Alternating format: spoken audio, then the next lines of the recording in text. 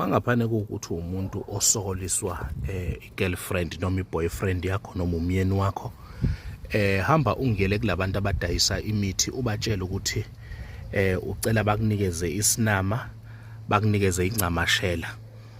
Then wena lapho ekhaya kini uzongena engadini ungifunele ucadolo, Spanish needle.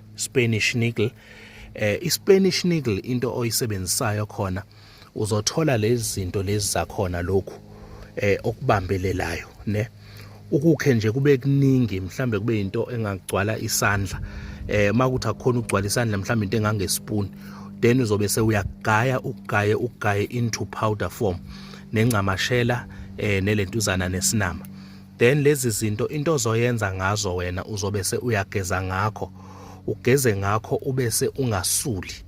Mase uqede ukugeza ngakho ungasuli ubese uyahamba uyolala nomyeni wakho noma nonkosikazi wakho noma nentombi yakho noma neboyfriend yakho ungasuli.